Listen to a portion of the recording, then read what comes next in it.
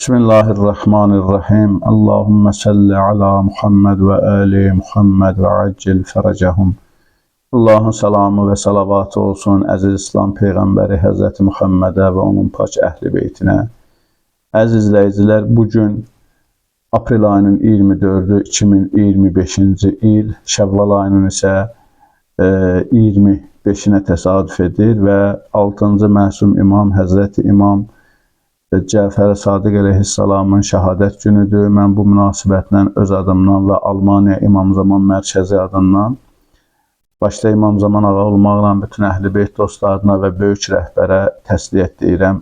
Allah dünya və axirət İmam Sadiq əleyhissalamın şəfaət və ziyarətin bizə nəsib eləsin inşallah.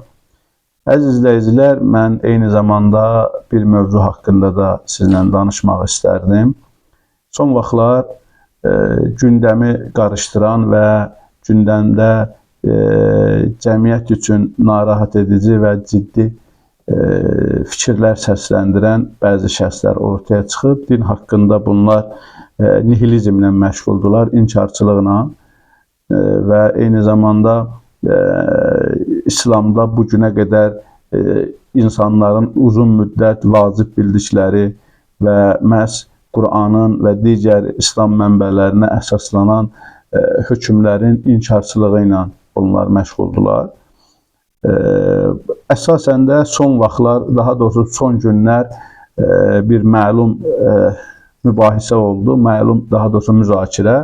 Debat da deyə bilməzdik ona, məlum müzakirə baş verdi. O müzakirədə mən onu izlədim və orada gördüm ki, əslində bu barədə kiçik də olsa bir video hazırlayıb əsas qüsurlu tərəfləri göstərmək lazımdır və problemin harda olduğunu izah etmək lazımdır. Çünki bu cür insanlar cəmiyyətdə çox ciddi problemlər yaradır, ciddi ayrı-seçkilik yaradırlar və İslam dinini, İslam toplumunu bunlar bölməklə, dağıtmaqla məşğuldurlar. İnsanların düşüncələrində Allaha qarşı, dinə qarşı ciddi şübhələr yaradırlar və yaratmağa can atırlar. Əziz izləyicilər, mən deyəcəyim fikirləri 3 hissədə bölmüşəm, 3 hissəyə bölmüşəm və onlardan birincisi məzhəb məsələsidir. Deməli, insanların arasında belə bir təbliğat aparılır ki, İslamda məzhəb yoxdur, biz məzhəbçiliyə qarşıyıq. Ümumiyyətlə, Quran məzhəb haqqında heç bir şey demir. Mən Qurandan və digər mənbələrdən bu mövzu haqqında danışmaq istəmirəm. Məsələn, Quranda məzhəb haqqında nə deyilib, hansı məzhəbdir filan. Bunları haqqında danışmıyorum. Sadəcə mən əqli deməli mülahizələrə, əqli dəlillərə əsaslanaraq deməli bu mövzunu istəyirəm ki, misallarla və ağlı dəlillərlə ortaya qoyum. Biz öncədən deməli qarşı tərəfin təbii ki, məsələsi aydındır. Ümumiyyətlə məzhəbçiliyi qəbul etmirlər. Heç bir məzhəbi yoxdur deyirlər. Allah Peyğəmbər heç bir məzhəbdə, Allah heç bir məzhəb göndərməyib, Peyğəmbər heç bir məzhəbdə olmayıb filan iddialarla ümumi istəyirlər ki, bu məzhəb məsələsini biraz problem kimi təqdim eləsinlər və məzhəb məsələsini müsəlmanları bölən bir amil kimi təqdim eləsinlər. Yəni, məqsəd budur. Məzhəbçiliyin inkarı əslində ona görədir ki, güya məzhəb pis bir şeydir və müsəlmanların bölünməsinə səbəb olur. Gəlin biz baxaq görək ki, məzhəb nə deməkdir? Məzhəb sözünün deməli bir lüğəti mənası var. Lüğətdə leksik mənası nə deməkdir? Bir də istilahi termin olaraq mənası nə deməkdir? Təbii ki, bu təkcə bu sözə aid deyil də, bütün elmi sözlərə, terminlərdə belə bir mənalar, deməli, bölgülər var. Məzhəb sözünün leksik mənası ərəb sözüdür, zəhəbə sözündən tutulub və gedilən yola deyilir. Bir yol ki gedilir, o yola deyirlər məzhəb, gedilən yol. Və təbii ki, biz burada gedilən yol, bu hər hansı bir maşın yolun, başqa yollardan söhbət getmir. Məsəl üçün deyirlər ki, ata-babaların yolu belə olub. bu anlamda. Yəni lüğəti mənasını dedim, leksik mənası budur. İslahi məna termin olaraq isə bu artıq ikinci dediyim termin olaraq aiddir. Məsələn, deyirik ki, ata-babalarımızın yolu belədir. Bu kəndin, məsələn, adət-ənənəsi belədir. Yəni, bu yola da məzhəb deyirlər. Peyğəmbərin yolu belədir. Yəni, Peyğəmbərin yolu odur demək ki, məzhəbi odur ki, yolu odur ki, Peyğəmbər hansı yolla gedib və Peyğəmbər İmam Cəfər Sadiq hansı yolla davam edib, biz o yolu təqib edirik.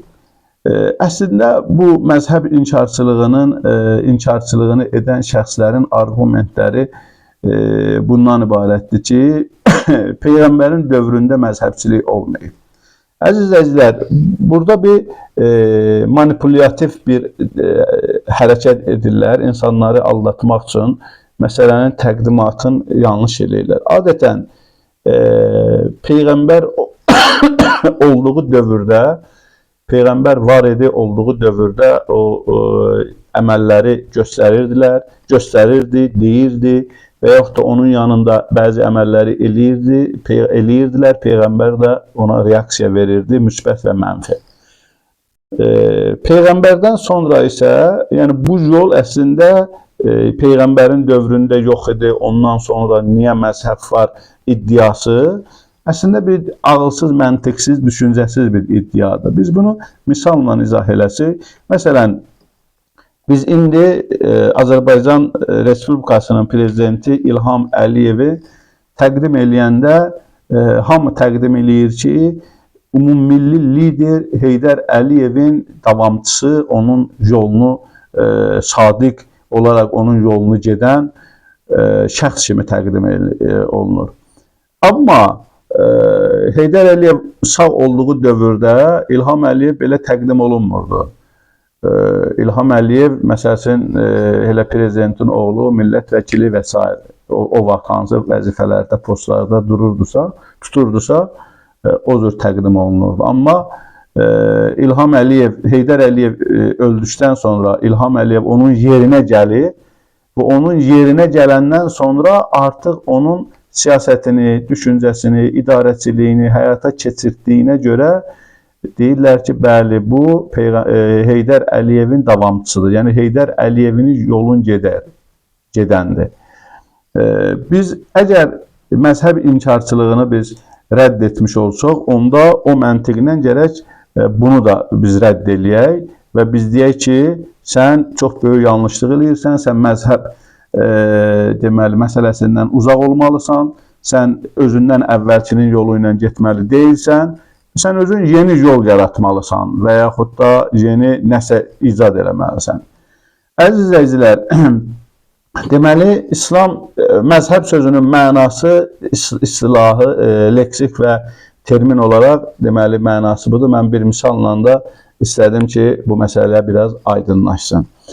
Əziz izləyicilər, bu məsələdə biraz da biz dərinə geçsək, biraz da izah etməyə çalışsaq, görərik ki, məzhəb məsələsində İslamda məzhəb bugünə qədər var, yoxdur. Yəni, bu sualın cavabını axtarsaq, bəli, İslam müsəlmanlar arasında bütün müsəlmanların qəbul etdiyi 5 məzhəb var. Əslində, mən bu məsələni də deyim ki, məzhəb məsələsi İslamın şəri məsələlərinə aid olan məsələdir. Yəni, İslamda əqli məsələlər var, yəni əqaid deyirlər buna. Burada heç bir şəri məsələdən söhbət getmir. Buna üsul-i din deyirlər. Bir də var ki, şəri məsələlər, əhkamlar, hökmlər, burada konkret əməli məsələlərdir. Bu məzhəb məsələsi əməli məsələlərə aiddir. Ki, bunun 5 dənə məzhəbdir. Bunun biri şiyələrə aiddir, Cəfəri məzhəbi deyirlər və 4-ü də sünni qardaşlarımıza aiddir. Ki, onlar deməli o məzhəblərdən birini seçirlər. O birini seçdikdən sonra öz əməllərini o məzhəbə uyğun olaraq, məzhəbin qaydalarına uyğun olaraq onlar o əməllərini icra edirlər. Sual yaranır, əgər bir insan namaz qılırsa, yəni müsəlmandırsa mütləq namazı qəbul etməlidir. Namaz qılırsa, oruç tutursa, hər hansı bir şəri xums verirsə, zəkat verirsə, həccə gedirsə, bu əməlləri nəyə əsasən edir? Bunun yəni mənbə nədir? Nəyə görə namazı 4 rəkət qılır və namazda əvvəl dəstəmaz alır, sonra məsələn sübh namazını 2 rəkət hündürdən qılır, şam namazını 2 rəkətin hündürdən 1 rəkətin alçaqdan qılır və s. Qiblə məsələsidir, namaz qılanın paltarı məsələsidir. Hələ mən namazdan deyirəm. Digər o çətin məsələlərdən demirəm və Peyğəmbərin dövründə olmayan və hər zamana aid olan bəzi məsələlər ki var, onların şəri cavabları, hökmləri çıxmalıdır ortaya. Bu məsələləri hələ mən demirəm. Deməli, bir adam, bir müsəlman əgər namazı vacib bilirsə, Quran çünki namazı vacib edib, bu adam namazı vacib edirsə, o adam ya bu 5 məzhəbdən birinə uyğun olaraq namazı qılmalıdır. Çünki Quranda açıq şəkildə 17 rəkət namazla bağlı sadəcə namaz qıl, müəyyən ayələrdə deməli vaxtları göstərilib, bitdi. Amma namazın keyfiyyəti, hansı formada olması, bunlar Quranda yoxdur. Bunları etmək üçün o namazın formaları əli açıq, əli bağlı, möhürlü, möhürsüzdən tutmuş, namazın sözlərinə qədər, hündür alçaq qılmasına qədər, paltarının və məkanının hökmlərinə qədər, vaxtının daxil olmasına qədər, qəza əda olmasına qədər, bütün bu məsələlər ki, şəri kitablarda ən çox eləməsi namaz haqqında şəri məsələləri mövcuddur. Bu məsələlərin hamısını bilmək üçün Qurandakı bu barədə yoxdur. Burada 2 dənə çıxış yolu qalır. Ya namaz qılacaq, ya qılmayacaq. Qılmayacaqsa bu adam artıq müsəlmançılığında bunun problemi var. Qılacaqsa onda da 2 yola ayrılır. Ya bu adam namazı o 5 məzhəbdən birinin qaydalarına uyğun qılacaq. Namaz qılırsa adam, əgər namaz qılırsa, həccə gedirsə, oruç tutursa, şəri məsələlər ki Allah vacib eləyib, onlardan hər hansı birini edirsə, burada mütləq 2 dənə yol var. Ya 5 dənə, İslamın 5 dənə məzhəbi ki var, o 5 dənə məzhəbin birini seçəcək, o məzhəbin qaydalarına uyğun o əməllərini edəcək, bu bir yoldur. Ya da ki, öz bildiyi kimi eləyəcək. Öz bildiyi kimi etmək də bu İslamda əslində yeni yolun yaranması deməkdir. Yəni bu o deməkdir ki, mən bir nəsə yenilik yaradıram, bu zamana qədər heç kimin etmədiyi bir işi görürəm, heç kimin qılmadığı bir namaz qaydası qoyuram, qaydası tətbiq eləyirəm və iddia eləyirəm ki, məzhəb yoxdur, amma mən özüm yeni məzhəb yaradıram, yeni yol yaradıram. Burada yenə də məsələ çıxır ortaya ki, əslində mən kimən bu yolu yaradıram? Mənim hansı səlahiyyətim var bu yolu yaratmaqda?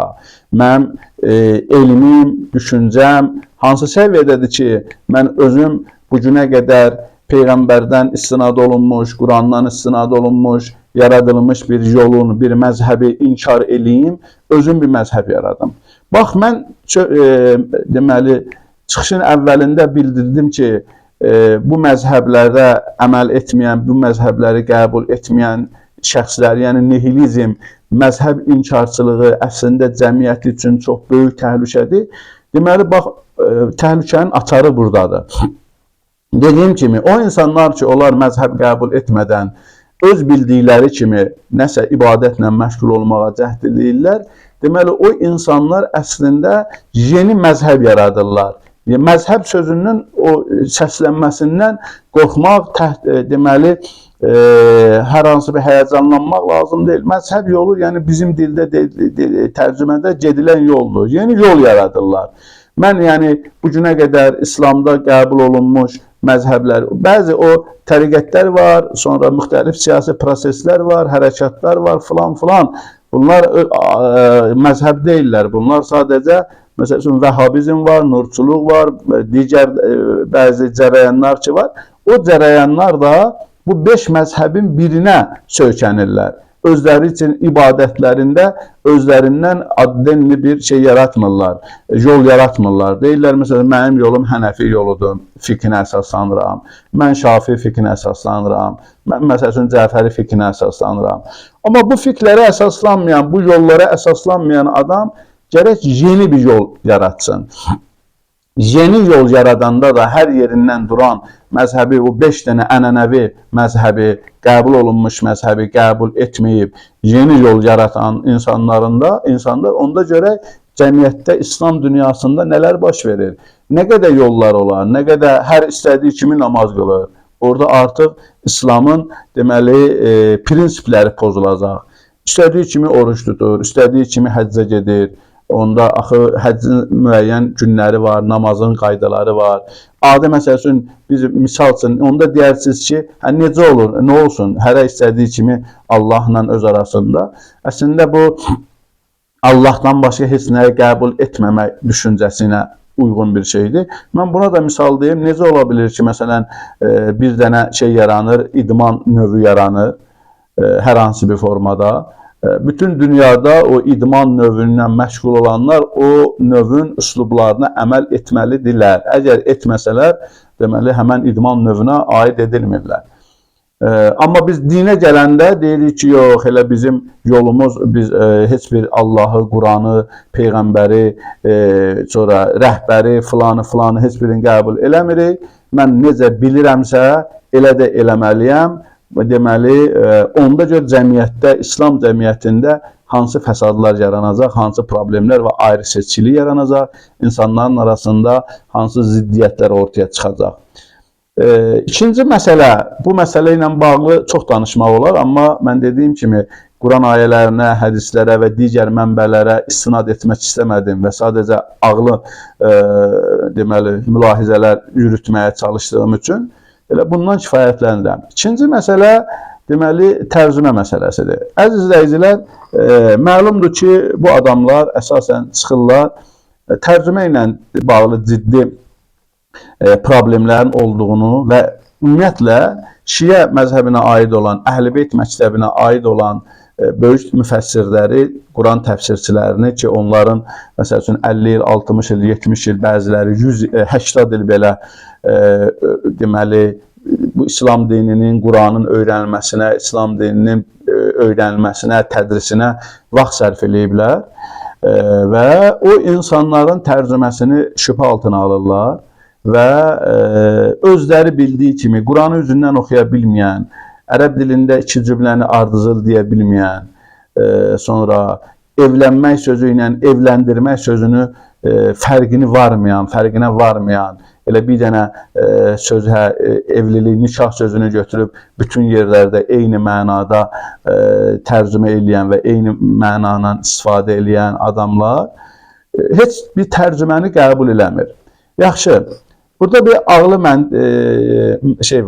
mülahizə var. Ağlı mühakimə, daha doğrusu mühakimə yürüdək. Ağlı mühakimə yürüdək. Əzizim, əvvəla tərcümə belədir də, bir adam əgər başqalarının tərcüməsini qəbul etmirsə, o elmi əsaslandırmalıdır. Mən tərcüməm düzdür, sənin tərcümən səhvdir, belə bir anlayış yoxdur. Mənim tərcüməm düzdür, sənin tərcümən səhvdir iddiası, bu elmi iddiadır.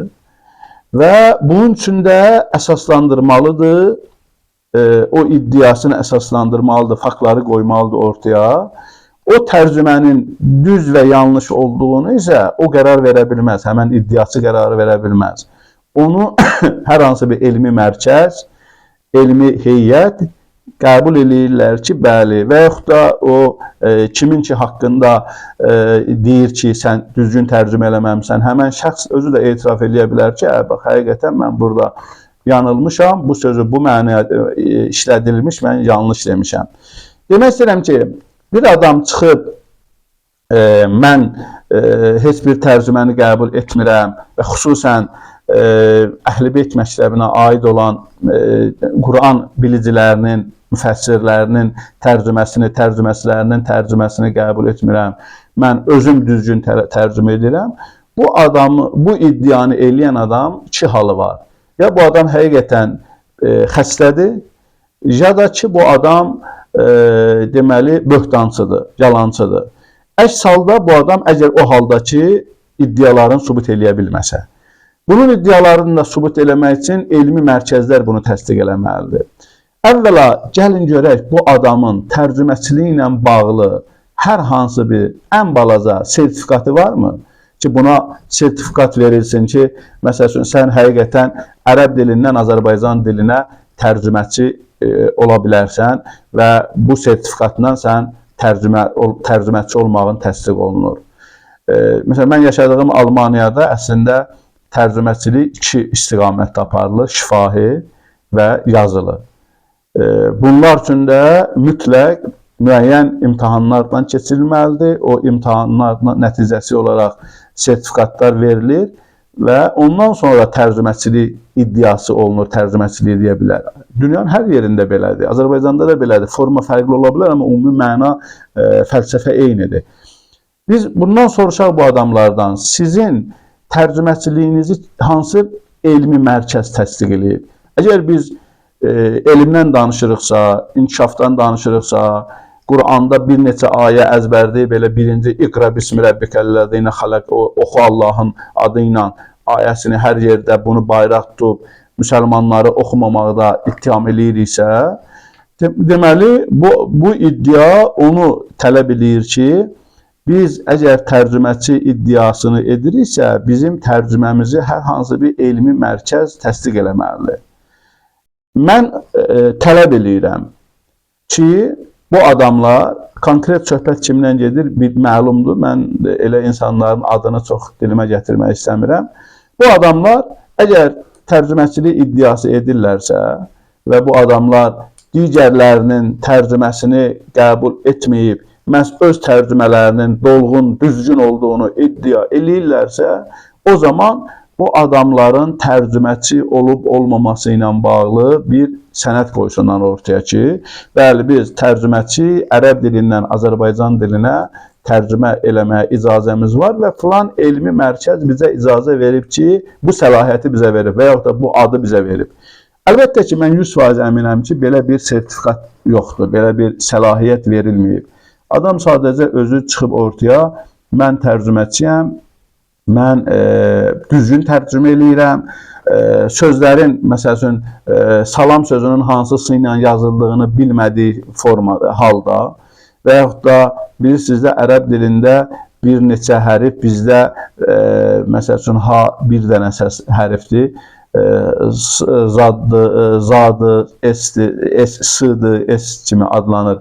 O hərflər, məsələn, ərəb dilində onlar bir neçə formada yazılırlar və kəlmələr də hansı kəlmə, hansı s ilə yazılır, sənlə, sinlə, sadla və yaxud da zəllə, zadla. Bunlar hamısı fərqli-fərqli şeylərdir. Bunları ayırt eləmək qabiliyyəti olmayan adam gəlib tərcüməçilik iddiası etmək, həqiqətən bu böyük bir gülüncdür və bu cəmaatı dolamaqdır, ələ salmaqdır cəmaatı. Açıq şəkildə dəfələrlə sübut olunub ki, bu adam Quranı düzgün oxumur, bu adam Quranı düzgün tələffüz eləmir, bu adam ağlına nə gəldisə onu danışır. Amma nə yazırlar ki, bunları bilə-bilə, hətta bəzən mənim də hörmət etdiyim bəzi jurnalistlər, görürsən ki, bu adamları çıxardır mətbuata, bu adamları dini ekspert kimi, dinşünas kimi, nəşünas kimi, hər şey şünas kimi təqdim eləməklə cəmiyyətə bunları təbliğatını aparırlar. Bunlar olmamalıdır, edilməməlidir bunlar. Və mən həmən yeri gəlmişkən həmən jurnalistlərə də müraciət eləyirəm ki, etməyin belə şeylər. Bu şeylərdə yəni cəmiyyətin dini baxımdan, ictimai baxımdan ziyana uğramasında siz də şərik olursunuz. Əziz izləyicilər, tərcümə ilə bağlı məsələ deməli düşünürəm ki, kifayət qədər çox danışdıq. Üçüncü məsələ inkarçılıqla bağlı istəyirdim danışam. İnkarçılıq nihilizm, yəni heç nəyi qəbul etmir, o yoxdur, bu yoxdur. Dində kəbin yoxdur, dində sünnət eləmək yoxdur, dində nə filan şey yoxdur, dində bəsməşən şey yoxdur. Yaxşı, niyə yoxdur? Bunu nəyə əsasən sən deyirsən yoxdur? Bu adamlar ki, yəni dini qaydalarda, şəri kitablarda, dini mənbələrdə ən azı sənin yoxdur dediyin şeylər demək olar ki, dini mənbələrdə kifayət qədər biz bunların var olması ilə bağlı fikirlər səsləndirmişik. Yəni oxumuşuq. Fikirlər səsləndirilib, hökmlər ortadadır, oxunub. Əziz izləyicilər, baxın, burada insan bir şey haqqında bir fikir səsləndirir. Yəni fətva əslində fikir səsləndirməkdir. Fətva nədir? Fətva bir mütəxəssisin öz fikridir.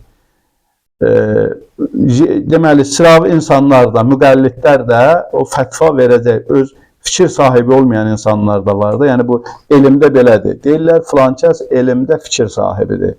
Yəni o, məsəl üçün, riyaziyyat sahəsində və yaxud da coğrafiya sahəsində və yaxud da humanitar sahələrdə o adam o mərhələyə gəlib çatıb ki, artıq onun sözü o elmin bir parçası hesab olunur. O söz sahibidir, fikir sahibidir. Fətva əslində bax bu deməkdir. Şəri məsələlərdə bir adam fətva verirsə, deməli o adam fikir sahibi olur.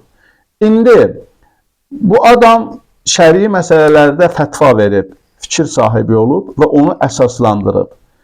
Biz isə gəlib ya fətvanı fikir sahibi olmağı qəbul etməliyik, biz deməliyik ki, bəli, fikir sahibi, məsələn, mən də fikir sahibiyəm, bu şey haqqında filan müctəhid, filan fikir sahibi, filan alim bu sözü səsləndirib, bu nəticəni səsləndirib, mən isə bu nəticəni səsləndirirəm və argumentlərim də bunlardan ibarətdir. Deməli, burada ya bir şey haqqında fikir səsləndirmək var, ya fikir səsləndirmək yoxdur. Sən fikir səsləndirməyi qadağan eləyirsən, inkar eləyirsən və sonra özün o şeyin olmaması ilə bağlı fikir səsləndirirsən. Deməli, bir şeyin olması ya olmaması, bir şeyi edə bilərik ya edə bilmərik, bu əslində fikir səsləndirmək və fətvadır. Fətva verir ki, müstəhid və yaxud da hər hansı bir elm sahibi, mütəxəssis, bu şeyi edə bilərsən, bu şeyi edə bilməzsən. Argumentləri İstəsən öyrənsən, öyrənə də bilərsən, amma öyrənməyə də bilərsən. Çoxunu, məsəl üçün, maraqlıdır. Mən bunu, argumentini niyə eləyə bilərəm, niyə edə bilmərəm. Əgər biz bugün durub iddia eləyiriksə, bu şey yoxdur və mən bunu etməməliyəm, kəbinə ehtiyac yoxdur. Çünki əgər bir adam durub deyir ki, kəbin vacibdir, deməli, şəxsin arasında, iki gəncin arasında dini nikah lazımdır, evlənmək üçün onların bir-birinə halal olması üçün kəbin lazımdır. Bu, müəyyən fətvadır və fikirdir. Təbii ki, bunun lazımdır sözünün arxasında yüzlərlə argumentləri var. Bir nəfər də durub deyir ki, kəbin lazım deyil. Yəni, yoxdur o deməkdir ki, lazım deyil. Elə kəbinsiz də sən, belə deyək də, evlənə bilərsən, müəyyən davranışlar edə bilərsən, hərəkətlər edə bilərsən. Bu da artıq oldu fətva. Deməli, baxın, bir adam fətvanı qəbul etmir. Deyir, yox, fətva yoxdur. Kim elə ağılına gəlir, nəsə eləyə bilər. Bu tərəfdən deyir ki, kəbin yoxdur. Bəs bu fətva olmadı, nə oldu? Bu da fətva oldu da, bu da fikir bildirmək oldu da. Əziz izləyicilər, bax, bu cür paradoks fikirlər, ziddiyyətli fikirlər insanları ciddi şəkildə çaşdırmağa nə səbəb olur? İnsanları ən azı şübhəyə salır. Və bu məsələni yekunlaşdırmaq istəyirəm və demək istəyirəm ki, əgər sən inkarçılığı bucur gedirsən, o olmaz, bu olmaz, filan, bəsməkan, bu səlahiyyəti sənə kim verib? Sən hansı, bayaq dediyim kimi, elmi mərkəzdən sənin elmi səviyyən yoxlanılıb, sənin fikir bildirməklə bağlı, məsələn, bütün elmi sahələrdə belədir də, bir adam əgər onun fikri, onun dediyi söz fikir kimi formalaşırsa, başqa terminlə desək, fətva kimi formalaşırsa, onu təsdiq edən alimlər birliyi olmalıdır, elmi mərkəzlər olmalıdır. Və sənin ilahiyyat sahəsində, din sahəsində dindən əlavə, yəni ənənəvi sözləri demək ayrı bir şeydir. Onda deyirsiniz ki, sən nə danışsan? Yox, mən sadəcə bu günə qədər əsaslanmış, deyilmiş ənənəvi hökmləri deyirəm, ənənəvi fikirləri səsləndirirəm, insanları maarifləndirirəm. Amma dində olmayan və dində inkarçılıqla məşğul olanları inkar edib, kəbin yoxdur, gedin kəbinsiz də nə eləyirsiniz, eləyin iddiasını ortaya atan şəxsən mən soruşuram.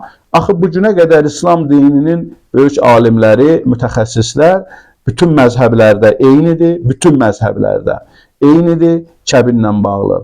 İndi sən gəlib bunu yox deyirsənsə, deməli yeni fikir qoydun ortaya, yeni fətva verdin. Sən bunu nəyə əsasən deyirsən? Hansı elmi dərəcə ilə deyirsən? Sənə bu səlahiyyəti kim verib?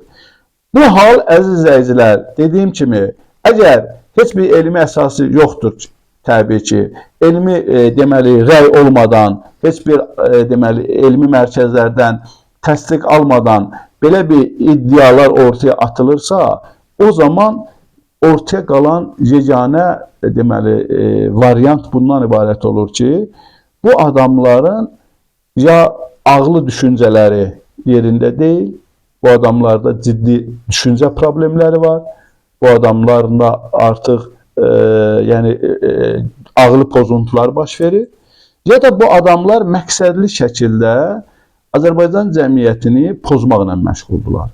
Azərbaycan cəmiyyətini uçuruma yuvarlamaqla məşğuldurlar. Azərbaycan cəmiyyətini parçalamaqla məşğuldurlar və s. Bu haldan, iki haldan deməli kənar deyil. Ya adamlar dəlidirlər və ya da ki bilərəkdən cəmiyyəti pozuculuğu ilə məşğuldurlar. Bilərəkdən cəmiyyəti parçalamaqla məşğuldurlar. Və bu əslində bu mənim səsləndirdiyim bu fikirləri o televiziyalar, o YouTube kanalları, o saytlar ki, bu cür adamları mütəxəssis kimi, din mütəxəssis kimi təqdim eləyirlər və əslində bunların mən düşünmürəm, o insanların bəzilərini tanıyıram və ona görə düşünmürəm ki, o insanlar həqiqətən bu cür batil, yanlış fikirlərin cəmiyyətdə ictimailəşməsinə yardımcı olsunlar, o məqsədləri olsun. Hesab edirəm ki, o insanlar deməli like toplamaq üçün, baxış sayı artırmaq üçün və s. bu cür insanları çağırırlar. Yəni mən yaxşı mənadan düşünüm. Bu cür insanları çağırırlar, gətirirlər ki, deməli bu insanlarla bu cür fərqli fikirlər səsləndirsinlər, batil düşüncələr səsləndirsinlər və həmən o yazılara, video görüntülərə baxış sayı çoxalsın. Amma bilmirlər ki, hər halda, hər formada bu insanların cəmiyyətə alim kimi təqdim olunması, dinşünas kimi təqdim olunması, cəmiyyətin parçalanması, cəmiyyətin ciddi şəkildə ziyana uğramasına səbəb olacaq. Mən bu izləyicilərə səslənirəm ki, əziz izləyicilər, belə yanlış addımlar atmayın. Əgər həqiqətən sizin üçün maraqlıdırsa və bu insanlar ki, belə fikirlər səsləndirirlər, alternativ ruhanilər var, din biliciləri var, alimlər var. Bu sahədə söz deməyə Azərbaycanda da kifayət qədərdir. Söz deməyə qüdrəti olan şəxslər var. O adamların deməli normal şəkildə dəvət eləyin, normal debat təşkil eləyin. Hayküysiz, səs-küysiz, amma yoxsa birin evdə qoyursan, birin ikisini gətirirsən, oturursan studiyada, səs demək, əlaqə itir, ona az səs verirsən, bunun səsini kəsirsən, filan bəsməsən, belə hallarda əlbəttə biz iddia eləyəcəyik və deyəcəyik ki, sən aparıcı olaraq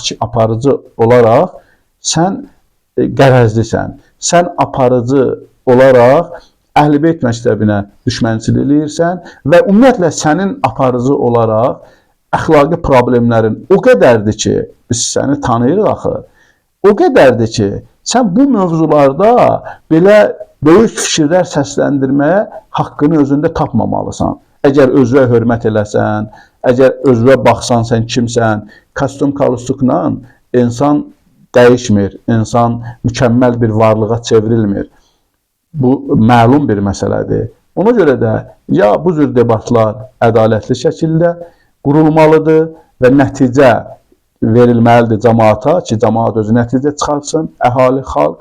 Ya da ki, bu cür debatlar belə olmur. Belə təşkil olunacaqsa, biz də əslində aparıcılarla həmən o şərlatanları eyni cəbhədə görəcəyik və bunları cəmiyyət üçün, Azərbaycan xalqı üçün zərərli ünsürlər hesab eləyəcəyik. Əssalamu aleykum və rəhmətullahi və bərəkatuhu.